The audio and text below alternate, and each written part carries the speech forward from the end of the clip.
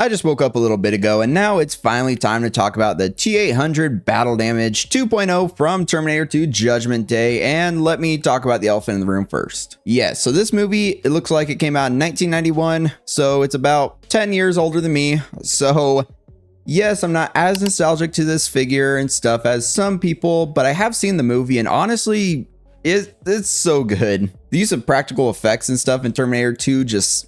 oh, it's top notch. I absolutely love that. And it makes it stand up even nowadays. Like if you watch it nowadays, you can tell probably because some of the characters' hairstyles and stuff, that's an older movie. And you know, it's unless they remaster it, stuff like that. But there's little hints here and there, but the story's so interesting and good. The action is very good. And then of course, you know, the practical effects, the damage and stuff, it's really good. I always love when a movie's not too afraid to get a little dark. And yeah, the T-1000 in this movie, yeah, he does some stuff that is a little, you know, questionable. So I do really like the movie, and I don't currently have this figure on pre-order. I am very tempted. I'm just not as nostalgic to it as some other action movies and stuff like John Wick and stuff like that. But after seeing these photos, maybe I'll change my mind. Maybe you can change my mind down in the comments and tell me I absolutely need this one. The T-1000 looked cool, but if I were to get any Terminator representation, I think this will be the figure because the non-battle damage version is kind of basic in my opinion. It just looks like him. If you're not too familiar with Terminator, then you don't really know it's him, obviously. But then when you see this and you see his endoskeleton coming out, all the battle damage and stuff, then yeah, you know that is Terminator, especially here on the right, this head sculpt with the eye. Yeah, I'm still debating,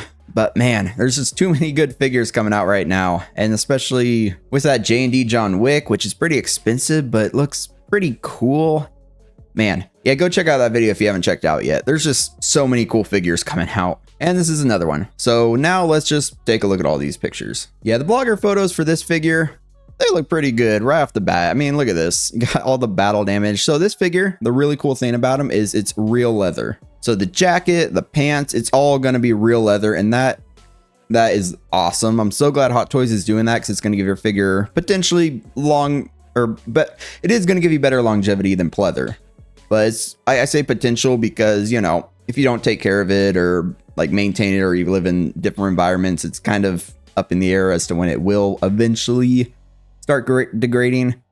Nothing lasts forever, but leather, this was the right move for Hot Toys. I do have the Indiana Jones with real leather, and I'm very glad they did that for him because I know that figure is going to last quite a while. I haven't yet had any issues with flaking. I haven't been collecting for a long time or anything, but I always hear horror stories about flaking. So yes, leather, a big plus. Another reason why I was debating on picking this up already. But man, as we get into these photos, you're going to see all the swap out pieces and stuff. Like this jacket, very nice. And I think, yeah, you can see on the right, you get like 2 of them or like swap out pieces and stuff. It's very, very cool. So you have like the swap out arm, which his arm's missing. You have his knee coming out with, man, the blood and gore effects on this figure are top notch. I really like that. It looks so good. You see the endoskeleton sticking out. Then up here on his chest, you can see this like big hole, of course, you know, you can see the endoskeleton, all the blood. The head sculpts look very good on this figure. Me personally, I'm a bigger fan of this one with the eye coming out because yeah, the eye looks pretty good. It's all glowing red. This one though is also good if you want a less battle damage version, but I just want to go all in if I were to get this. So I just want to do a quick comparison for the head sculpts. First up, this head sculpt with more of the eye showing and stuff, the endoskeleton underneath, and then him from the movie. It looks good. You see like all the holes in them, and man, up close, all this battle damage. Like look how like wet that looks because of the gloss finish they put on the blood. Yeah, help me out in the comments because this is already tempting me. I'm just looking at the, what was this, the second image? Or second slide of today's video. Yeah, but this just looks so good. You see even all these holes around his neck. They got the holes, this battle damage. Yeah, this is more accurate, of course, to the other head sculpt, but we'll take a look at that. But man, up close, wow, that looks good. You got the hair, the endoskeleton. Yeah, this is already a pretty impressive figure. Then here's some other images. You got him with his China, I always call it China Lake because I think that's what they called it in Call of Duty back in the day. And he's got his assault rifle, looks like an M16 style rifle or something like that. Correct me if I'm wrong in the comments, of course, but all this battle damage, like here, he looks so good. And then here, the iconic scene where he gives a thumbs up as he falls into lava. I don't know how many people have lava for your figure to sink into, but if you do, you could recreate this. It looked pretty cool. I'm glad they give you the thumbs up. Then here is the other head sculpt, and it just looks great. Like, yeah, look how accurate this is. All the holes, and then it's like shiny metal underneath. Oh, this is so tempting. This figure, man. I say that with like almost every figure I look at now, but it's because they all look so good. There's some out there that I'm not really interested in, but this is one that's iconic enough, even for me not being too nostalgic to the movie, seeing them more recently in life, that yeah, they still hold up and they're still awesome movies. With the rolling eyeballs and battle damage and stuff, man, if you're getting one figure from the 3 Terminators are giving you, the clean version, the T-800,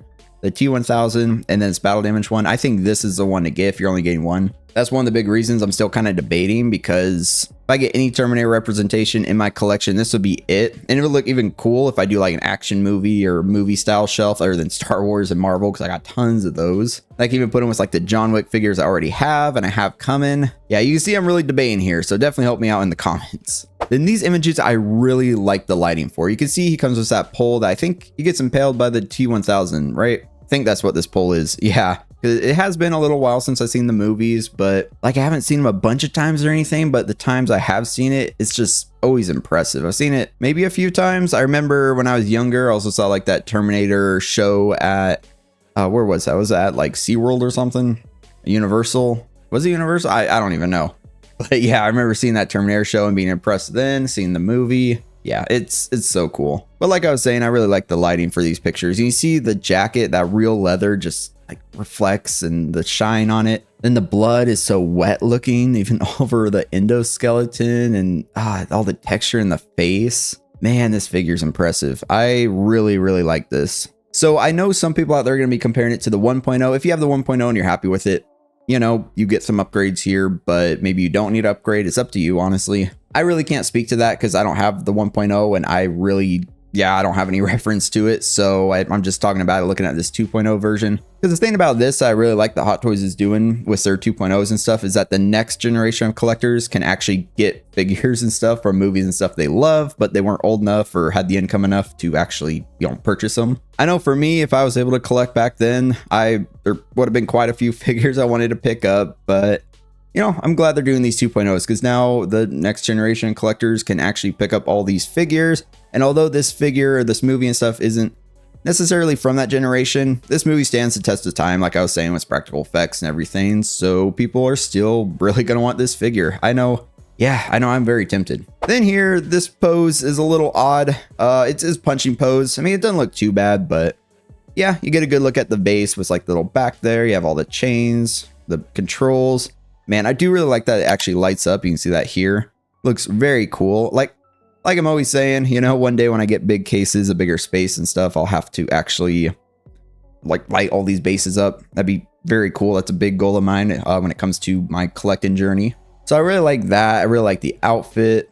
Yeah, this figure just looks good. Then here, a close-up of him with his grenade launcher. Man, that looks so good. I love the special effect editing that they do in some of these blogger photos because you see all these sparks flying around, and then, man, it's so hard to see that seam line. You can kind of see if you're looking for it right here, the seam line for the actual neck. But unless you're looking for it, it's really hard to tell. I just like this. And here's some more images. Also, the lighting's pretty good. I like the black background and stuff. And then here's him crawling. I do remember him crawling in the movie, which I don't think many people are going to pose their figure like that unless you have like 2 of them and you really, really want to do that. But it's, cool for doing some photography and stuff like that. And here's another image where he's holding his other grenade launcher, which, was this like smoke or tear gas or something? Because I know the China Lake style, that wooden grenade launcher, that one had actual grenades. Then this one, I don't think were explosives. They were something else. Man, maybe I should have rewatched the movie again before doing this.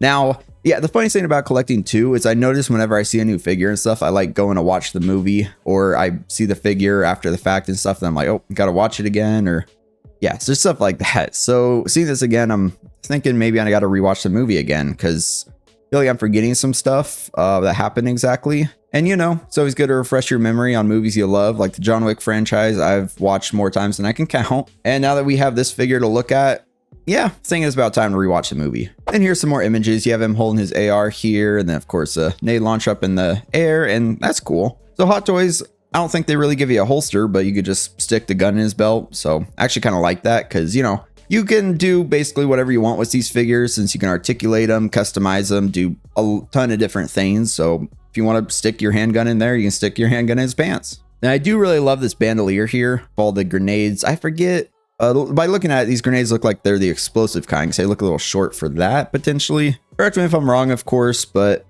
yeah, these look like the explosive grenades. Then some more images. This one's kind of cool, but this one on the right, yeah, I kind of like that you can put all the weapons on the base. I always kind of show off the accessories in my collection. If I start really running low on room, maybe I'll have to change that, but I love having all the different weapons around and different like accessories and stuff, just to kind of show off everything the figure comes with, so you can see like, oh, cool.